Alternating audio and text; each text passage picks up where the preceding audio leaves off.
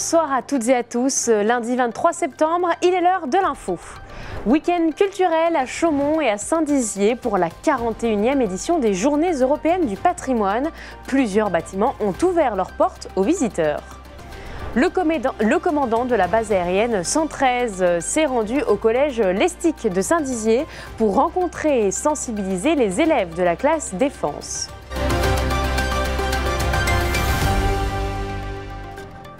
Et bien sûr, nous parlerons de sport à la fin de ce journal avec Gaëlle. Ce week-end, c'était les Journées du patrimoine, un dispositif national qui permet à de nombreux curieux de visiter des monuments à travers la France. Pour cette 41e édition, l'association Médiévalis propose de faire visiter le donjon de Chaumont. À Saint-Dizier, c'était plutôt visite guidée. Nos journalistes Mathis Grenier, Janice Gallard et Célia Richard vous emmènent en balade. Passons les portes de ce donjon médiéval. À l'intérieur, les vestiges des siècles passés s'inscrivent sur les murs. Ancienne prison, les pièces sont maintenant aménagées en cuisine, en chambre des seigneurs ou encore en salle des armes. Les plus curieux ont pu découvrir les us et coutumes du Moyen-Âge à travers la visite de ce bâtiment du XIe siècle. Chaque étage permet aux visiteurs de marcher dans les pas des anciens locataires. Il a été, entre guillemets, très longtemps fermé, donc on est une bande de passionnés et on s'est dit, voilà, plutôt que de passer devant le donjon, rentrons dans le donjon et puis on a créé des espaces avec tous les collègues de l'association pour pouvoir faire visiter non pas que des murs, mais aussi des scènes de la vie quotidienne au Moyen-Âge. La table est dressée avec les couverts de l'époque. Les aliments sont disposés sur le banquet et la visite peut commencer dans cette cuisine médiévale. Vous avez ici, on va dire, une salle polyvalente. Une salle polyvalente, vous savez, dans les villages, la salle qui sert à tout. Eh bien, au Moyen-Âge, la plupart des salles, elles servent à tout. Donc là, ici, l'expression « dresser la table » nous vient du Moyen-Âge. Au premier étage, la chambre du seigneur. Un lit d'époque, un baquet pour le bain et un trône pour rendre justice. Accrochés au-dessus de la cheminée, les blasons des familles, l'occasion pour les visiteurs d'en apprendre plus sur leur signification. Et puis ça nous permet de mettre les blasons. Pourquoi les blasons? Parce qu'au XIe siècle, les seigneurs n'avaient pas assez d'argent pour avoir des portraits. Mais les blasons, cela représente une famille, un nom ou une ville. La visite s'est terminée par la salle des armes, un endroit un peu spécial. Un voyage dans le temps pendant quelques heures à l'époque du roi Arthur.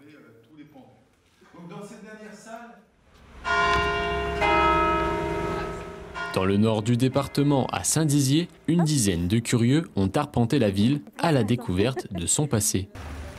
Munis de leurs cartes et accompagnés d'une guide locale, ils ont décidé de faire plusieurs haltes culturelles, notamment devant l'emblème de la cité bragarde, la Fontaine Wallace. Vous connaissez la différence entre la fonte d'art et le fer forgé? Pendant ce week-end culturel, de nombreux bâtiments ouvrent exceptionnellement leurs portes. De façon gratuite, locaux et touristes peuvent profiter aujourd'hui des jardins de la sous-préfecture. Permettre d'abord aux visiteurs de découvrir Saint-Dizier, mais aussi de montrer aux locaux que Saint-Dizier, c'est vraiment en réalité une ville musée en fait, à ciel ouvert. Il y a beaucoup de choses en fait, du patrimoine que les gens ne savent pas forcément, même en étant du coin. Et donc le but, c'est de proposer des anecdotes de façon un petit peu ludique pour faire découvrir l'histoire, mais tout en ayant une balade agréable en ville. Les Journées du patrimoine rappellent que l'histoire locale n'est pas seulement un héritage, mais aussi un outil pour mieux comprendre notre présent. La 41e édition s'est clôturée ce dimanche. Cette année, en France, plus de 16 000 lieux étaient ouverts au public. Depuis un an, la classe de défense et de sécurité globale de l'Estic propose à une vingtaine d'élèves de découvrir les métiers de la défense. La semaine dernière, le commandant de la base aérienne 113 de Saint-Dizier était présent pour rencontrer les jeunes. Un reportage de Julien De Bruyne et Nicolas Fontaine. Dans cette ville où le passage des rafales est presque une habitude, une classe défense pour les 3e de l'Estic va de soi. Depuis près d'un an, les élèves intéressés par les métiers de la gendarmerie, de la police ou de l'armée peuvent accéder à cette spécialisation. Ils ont 2 heures de cours supplémentaires par semaine. Ça apprend des valeurs humaines, d'écoute, d'attention envers les autres.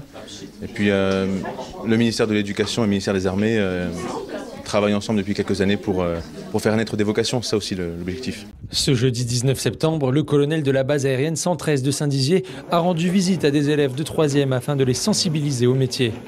Un moment d'échange pour expliquer le rôle que jouent les militaires dans la cité bragarde, mais aussi une opération séduction pour peut-être attirer de futurs recrues. En 2024, l'armée de l'air souhaite recruter 4000 hommes et femmes. On a une intention particulière avec la jeunesse. On fait en sorte de pouvoir imbriquer au maximum la base aérienne à l'intérieur du tissu économique, social et local de Saint-Dizier et de tout l'environnement. Et en fait, on a des actions un peu plus spécifiques vers la jeunesse pour leur expliquer ce qu'on fait tous les jours et puis pour pouvoir faire en sorte d'être au maximum impliqués dans la vie de Saint-Dizier. Et en quoi justement c'est important de montrer à cette jeunesse votre métier? Pour éviter qu'ils ne fassent que voir que des avions qui passent au-dessus et puis voir l'engagement qu'il peut y avoir derrière, voir les missions qu'on fait dans la vie de tous les jours et puis leur montrer que l'importance de la défense, c'est pas que de faire du service aux citoyens, c'est aussi de faire en sorte qu'il y ait la protection des Français qui soit dans leur tête. Véritable institution sur le sol bragard, la BA113 est connue de tous les élèves. La structure emploie plus de 1800 personnes. Les élèves de 3e curieux ont pu poser toutes les questions au commandant de base. Ça m'a apporté beaucoup d'informations et ça m'a appris beaucoup de choses. J'ai pas les mots pour cette intervention du colonel.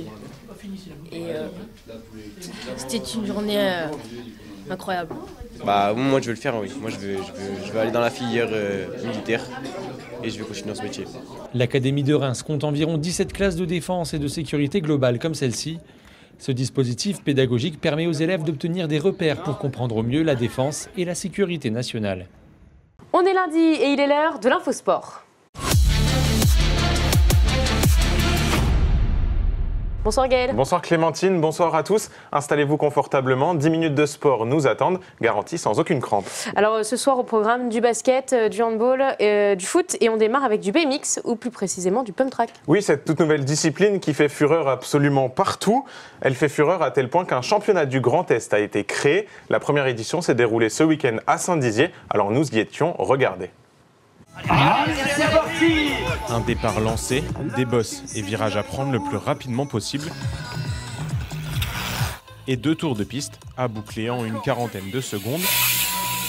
Avec au bout, pour le plus rapide, le tout premier titre régional de pump track.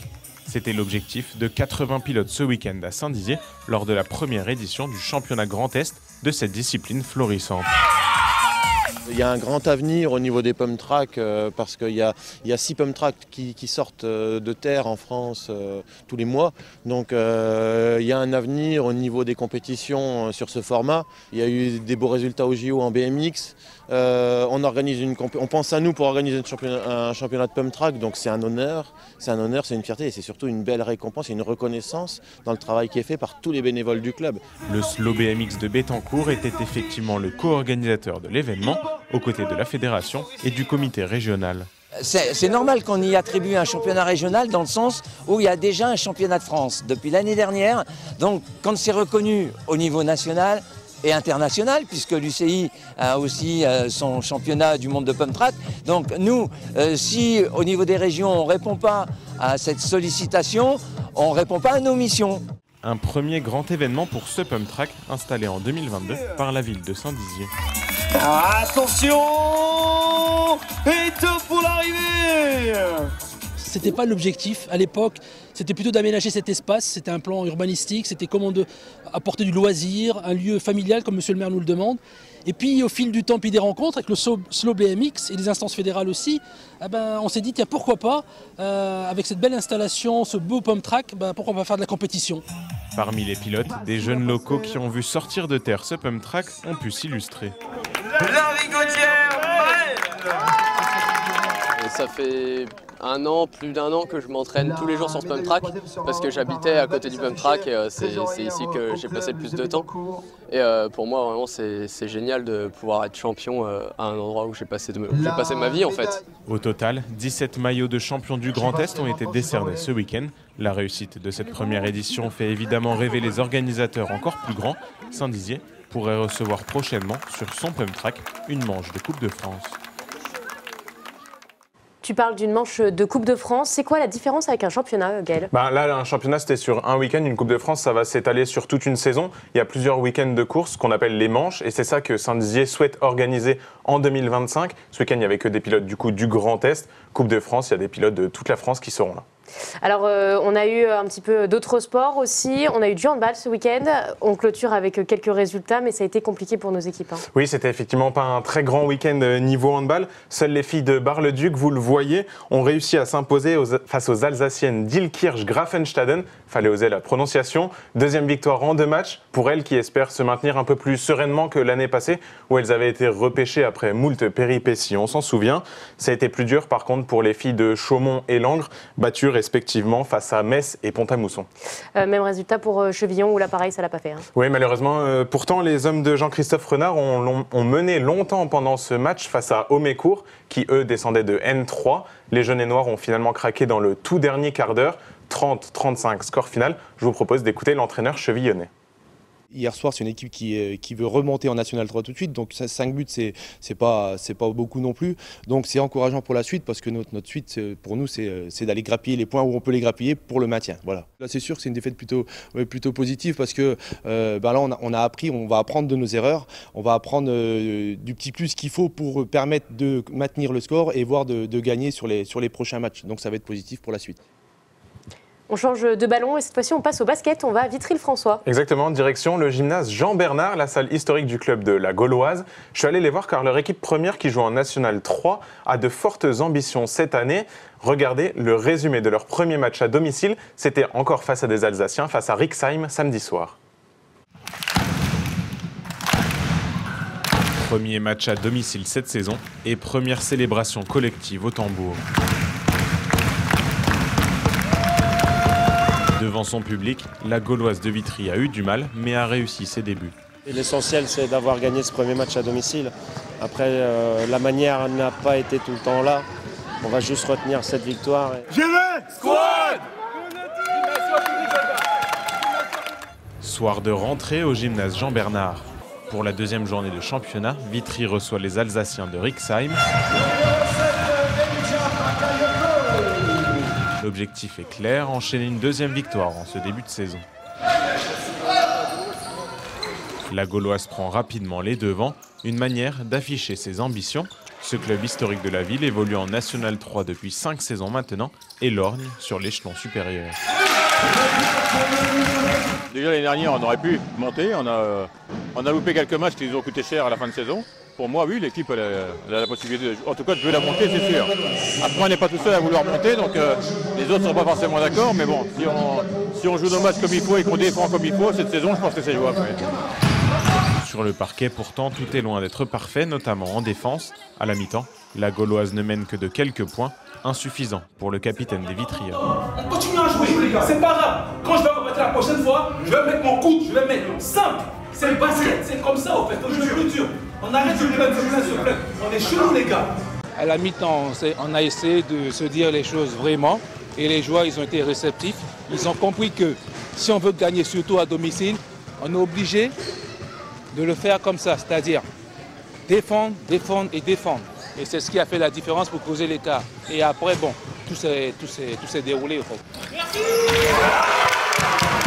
La Gauloise prendra finalement le large au début du dernier quart-temps. Victoire finale 92-77.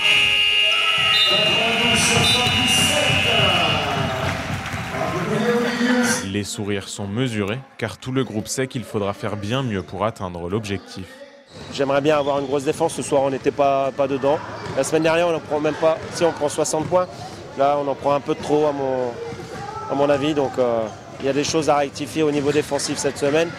L'attaque fait gagner les matchs, la défense fait gagner les championnats.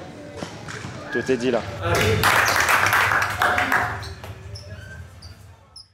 On passe au foot pour clôturer les sports collectifs. Tu as quelques résultats pour nous, Gaël? Oui, en foot, nos équipes ne sont pas encore en National 2 ou 3, peut-être la saison prochaine.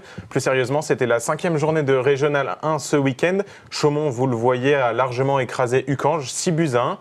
Éclaron, à domicile et en infériorité numérique, a réussi à battre Bonny 2-1. C'était plus compliqué pour Marnaval en déplacement à Reims qui a perdu 4-0. Alors du coup, au classement, ça donne quoi? Eh bien, au classement, Chaumont caracole dans les premiers rôles avec 10 points et un match de retard car le derby de Marnaval la semaine passée a été reporté.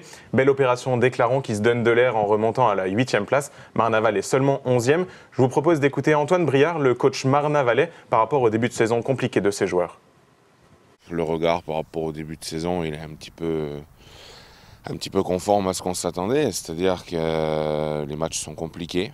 Voilà, on savait que la poule allait être beaucoup plus relevée cette année. On sait au départ qu'on va lutter pour le maintien, voilà, qu'on va être un petit peu dans la lutte avec le bas de tableau, avec la deuxième partie de classement, la queue du peloton. Donc pour l'instant, nous on est avec un petit peu le groupe d'équipes qui risque de nous accompagner toute la saison. Mais je pense fin octobre, début novembre, on commencera peut-être à avoir une lecture un peu plus précise des différents blocs qui pourraient composer le championnat. Mais nous, de toute façon, on sait qu'on va être sans doute sur le dernier bloc. Donc voilà, tout ce qu'on peut prendre en attendant, c'est bien. Bon, on espère que Marnaval retrouvera rapidement les chemins de la victoire pour ce club qui marque notre territoire. Pour finir, tu nous parles de trail, Gaël. Oui, mouillé mais heureux. C'est 170 courageux qui ont pris le départ du trail de la Forestière. C'était dimanche matin dans la forêt du Haut-Juré vers Bar-le-Duc et sous une pluie de saison. Cela n'a pas empêché la bonne tenue de la course. Jessica Presson et Élodie Defontaine se sont imposées chez les femmes pendant qu'Emmanuel Presson et Vincent Barbie ont gagné la course du côté masculin. Est-ce que tu as un rendez-vous pour le week-end prochain pour les mordus de sport? Eh bien, je te propose un autre trail nocturne, celui-là. Il se déroulera dans le joli village de l'Île-en-Rigaud. Il y aura 5 épreuves disponibles de 1 à 31 km. Les départs seront tardifs, donc n'oubliez pas vos lampes frontales. Merci Gaël, on te retrouve lundi prochain pour toujours plus de sport. Avec plaisir, à lundi.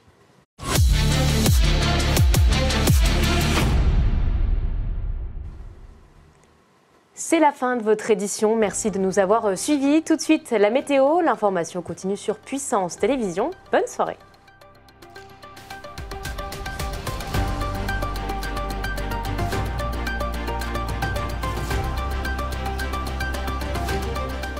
Toute l'actualité en continu à retrouver sur notre site internet et notre application mobile.